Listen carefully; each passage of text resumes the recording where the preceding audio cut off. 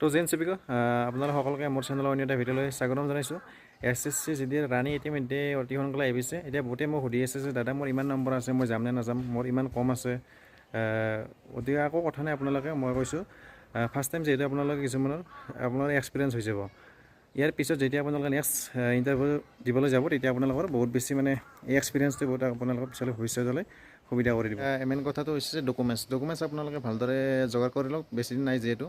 আৰু আপোনালোকে ডকুমেণ্টছবিলাক চেক কৰিব যাতে আপোনালোকৰ ফাদাৰ মাদাৰৰ নামবিলাক যাতে চব ডকুমেণ্টছতে ছেম থাকে। কেতিয়াবা মানে কিছুমানৰ আধাৰ কাৰ্ডত বা এইবিলাক ডকুমেণ্টছত মাক দেউতাকৰ নামবিলাক কিছুমান কেতিয়াবা ভুলো থাকে। তো আপোনালোকে এইবিলাক গুৰুত্ব দিব। আৰু লগতে যিবিলাক কাষ্ট চাৰ্টিফিকেট এইবিলাকতো আপোনালোকে চাব। কাষ্ট চাৰ্টিফিকেট আপোনালোকে চেণ্ট্ৰেলৰ লৈ যাব, ষ্টেটৰ EWSখন লৈ যাব। বাকী SC ST OBCবিলাক আপোনালোকে চেণ্ট্ৰেলৰখন লৈ যাব। আৰু অসমৰ বাবে এটা ইম্পৰ্টেণ্ট কথা যে অসমৰ যিহেতু হাইটটো 165 হয়, সেইকাৰণে NX 9খন লৈ যাব।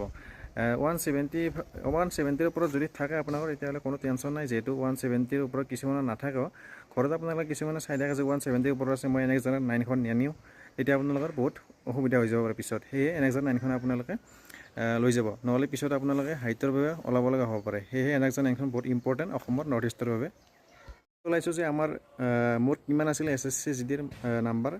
মই দিছিলোঁ 2022 আমাৰ নটিফিকেশ্যন ওলাইছিল। আমাৰ এক্সাম হৈছিল 2023 জানুৱাৰী মাহত এক্সাম হৈছিল। মই পাইছিলোঁ অনলি 74।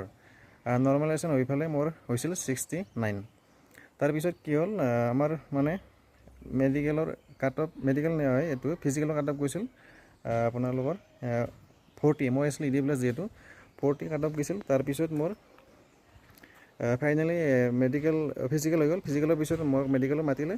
মেডিকেলৰ মাতাৰ পিছত মেডিকেল হৈছিল আমাৰ জুলাই মাহত। জুলাইৰ পিছত ফাইনেলি মোৰ ছেপ্টেম্বৰ মাহত ৰিজাল্ট দিলে আমাৰ ফাইনেল ৰিজাল্ট।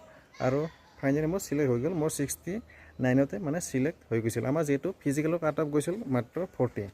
তো এইখিনিয়ে মোৰ 69তে CRPFত চিলেক্ট হৈ গৈছিল। আৰু BSFৰ এইটোও কম গৈছিল আৰু ITBটো কম গৈছিল আমাৰ ওপৰত বহুতে নম্বৰ কম গৈছিল। এইবাৰ যিহেতু কম্পিটিশ্যন অলপ আছে, যিহেতু দিনক দিনে কম্পিটিশ্যন বাঢ়ি গৈ আছে, সেয়ে আপোনালোকে এইবাৰ অলপ বেছি নম্বৰ লাগিব। তো এইখিনি ভিডিঅ'টোত আজিলৈ সকলোলৈ শুভেচ্ছা থাকিল। জয় হিন্দ।